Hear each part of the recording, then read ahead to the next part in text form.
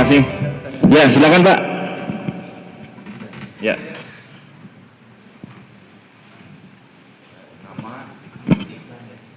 Bismillahirrahmanirrahim. Assalamualaikum warahmatullahi wabarakatuh.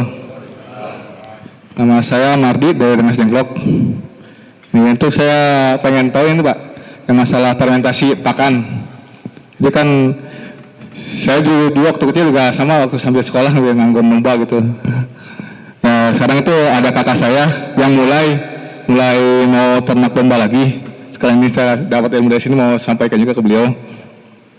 Untuk fermentasi itu penerapannya seperti apa gitu? Butuh berapa lama atau berapa hari supaya pakan rumput atau jeram ini bisa untuk dikonsumsi untuk ternak gitu. Terus untuk itu juga saya pernah ngobrol sama temen nih di pabrik, di teman kerja. Di belakang rumah itu kan ada Tangguh Citarum tuh, nambahnya lumayan panjang tuh. Dari bibir Tangguh sampai ke sungai itu ada sekitar 50 lebih lah meter itu. Kalau misalkan selain itu kan nggak dimanfaatkan nih.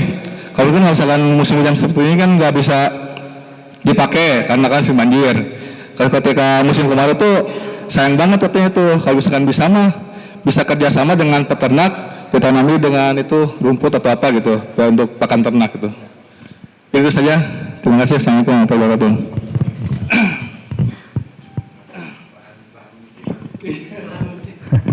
Silakan Pak Ji. Ya, tadi ya untuk fermentasi, biasanya fermentasi itu waktunya makin lama makin bagus. Tapi kalau sudah yang bakterinya itu biasanya 14 hari sampai 20 hari standarnya. Tapi kalau saya kalau udah domba sapi lapar mah bereken weh itu. Masa orang nungguin 21 hari ntar dulu ya. Ntar belum waktunya makan gitu kan. Pai gitu kan. Kata domba pai aing. Jadi standar 21 hari. Tapi makin banyak bakteri makin bagus Pak. Nah itu tadi kenapa kita harus jadi smart atau ya peternak yang milenial lah gitu kan. Jadi dengan ini satu kita bisa jadi 50 liter. Coba kalau 50 liter berarti kalau ini isinya 500 jadi berapa botol? Kalau harga botolnya misalnya 100.000, misalnya jadi 10 botol berarti 1 juta. Orang cukup ke 200.000 jadi 10 botol. Itu kita sudah bisa menekan 800.000 rupiah. Nah terus akang amun ka mantri kudu nyuntik sekali suntikan 50.000 suntiknya ke orang gitu. Cak orang Karawang mah domba-domba aing gitu kan. Kumaha aing gitu kan. Mantri datang sih ngistung datang domba aing enak mah gitu. Ngistung sieun gitu. Cuman memang harus tahu ieu domba teh gering naon. Makanya mantri dokter hewan itu luar biasa pinter. Kan kalau kita ke dokter, kata orang sakit apa Pak gitu. Ini dokter ini. Kalau domba sia gering naon. Nggak mungkin itu. Paling sapinya begini, naon sia. Gitu kan. Itu Pak. Jadi, nah itulah fungsinya kita bisa setiap hari melihat sapi, melihat domba. Ciri-ciri domba atau sapi sakit, satu udah nggak mau makan. Dalam posisi itu dia nggak mau makan, berarti ada masalah. Nah kita lihat pertama cocongor, kata orang Sunda. Kalau di sapi, nah bangus. Kalau di sapi mulai itunya kering tuh ada depan kering, itu dia bisa sakit. Biasa sapi kan sudah ada. Nah itu sehat. Justru yang ada basah di sini sehat. Nah nanti kita lihat, amati Pak nih, ulah ditinggal. Bisa sapi kalau makan lihat dulu, kita setengah jam lah lihatin sapi. Keluar enggak? Lehok, ingus. Nah kalau dia ingus masih putih, berarti cuma sakit badan. Kalau sudah hijau, flu berat. Flu, sama dengan kita. Perubahan cuaca flu, ada namanya BF. Jadi demam 3 hari. Nah sekarang banyak. Nanti Pak Budi saya udah tampilkan sambil istirahat nanti ditampilkan sapi sudah 3 hari ambruk saya suntik bangun Pak itu ditawar sama jagal berapa 3 juta pembelian berapa 26 juta hudang deui Pak nuhun Pak Haji itu jadi itu Pak kerugian peternak Gitu. Jadi udah langsung down kan, nanti ada videonya. Itu saya peternak di daerah Tambun. Gitu. Nah, konsultasilah perlunya. Makanya kalau nanti misalnya udah bisa nyuntik, misalnya Pak Haji ya, saya buka sapi, kondisinya kia suntik ya. Nah, sekarang anak saya sama Pak. Jadi anak saya kemarin saya bilang udah enggak.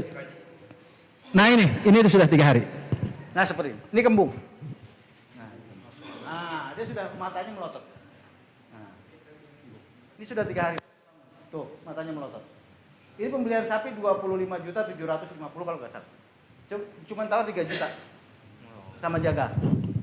Nah, tuh. Melotot matanya. Melotot matanya, kembung dia. Nah. Udah enggak, cuma begini aja dia. Kan? Nah, nanti Bapak lihat ada ya. Nah, ini. Nggak bisa bangun, Pak. Karena kalau kayak kita mah apa? Masuk angin duduk. Nah. Yang sehat ini Pak. Nah, itu. Berdiri. Sehat. Nah, sapinya. Ini 3 hari. Tuh, matanya sudah mulai sehat. Tuh, matanya. Cuman masih layu. Tuh. Kan ini bekas. Ini sudah 3 hari, Pak. Nggak bisa bangun. Suntik. Nggak, mana saya bukannya dukun. Kalau dukun saya jampein. Jadi saya suntik. Nah, itu ada obatnya. Nah, ini baru. Jadi kan peternak tidak merasa kapok. Jadi saya berharap bahwa teman-teman ini enggak kapok loh beternak. Ini loh ada solusinya sebetulnya. Cuman kurangnya teu nyaho dan teu diajar. Nah, ini sapi SO Pak. Dulu waktu datang ini loncat Pak, kabur, terbang.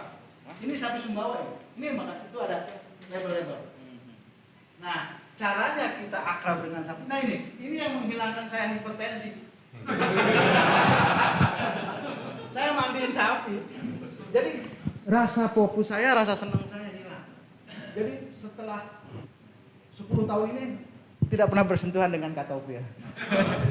Iya, ini Pak. Jadi obatnya ini Pak. Iya, ini obatnya.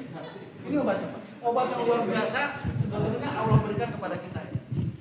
Jadi kalau yang ada hipertensi datang aja ke kandang. Ya. Karena kan saya punya karyawan, saya bilang sama mereka, kan orang Betawi ya, lo kalau gua mandiin sapi jangan tersinggung, bukan gua nggak percaya sama lu mau ngobatin badan gua. Gitu. Jadi kalau nggak senyawa, ya ulah tersinggung, amun saya mandiin sapi, dia obat wing. Jadi saya mandi. Jadi fresh Pak benar-benar. Ditayakin, ini dulu waktu turun dari truknya kakinya begini, sampai saya sobek waktu datang. Ini sapi Sumbawa Pak, terkenal luar biasa. Karena dia kenapa? Nah ini kupingnya kan sobek. Nah itu Pak, dia itu tersakiti sebetulnya. Jadi kalau melihat kita itu stres. Kenapa? Di sononya ya orang-orang kan sama orang Sumbawa kayak kita orang, bukannya robot. Gitu. Jadi begitu melihat orang, dia. Jadi belum jadi peternak sapi kalau belum ditendang saya Pak ya. Serius Pak, saya pernah ketimpa sapi 5 kintal 70 kilo. Pernah Pak. Itu waktu itu saya belum bisa. Jadi asaing gitu kan. Gak bisa. Enggak tahu sapi loncat Pak, sapi gede, sapi yang ini saya kan agak pendek. Jadi sapi loncat, saya nyebur, sapi nyebur. Ketimpa saya di kolam. Untungnya alhamdulillah masih di kolam.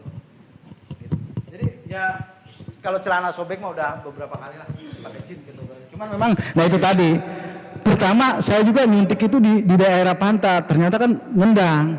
Ya seiring saya belajar dengan teman-teman, oh ada lebih nyaman. Ternyata di skapula lebih nyaman. Iya, di leher lebih nyaman. Jadi kalau kadang-kadang orang ketendang nyuntik kenapa? Ya di ini. Karena kan dia bisa begini. Oh, saya pakan sapi luar biasa Pak. Saya 2 hari nggak jalan. Beneran sobek jin padahal pakai celana jin saya. Sobek. Iya, pakai celana yang gitu.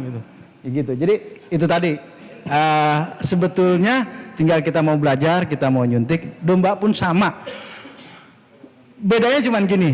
Kalau domba kembung hitungannya jam. Jadi 2 jam 3 jam gak ketolong ya obatnya pisau. Kalau sapi hari Pak. Kayak tadi ini 3 hari Pak. Sapi yang tadi itu udah 3 hari tuh di peternak. Jadi nelponin saya, Pak Haji, orangnya orang Pekalongan. Pindah ke sana, dia punya pabrik tahu sama tempe Pak. Jadi usaha. Nah kan ampasnya itu nggak kebuang sama dia, dipakai pakan. Nah itu, jadi seperti itu. Jadi sebetulnya tinggal pola aja kita. Nah, gitu ya Pak.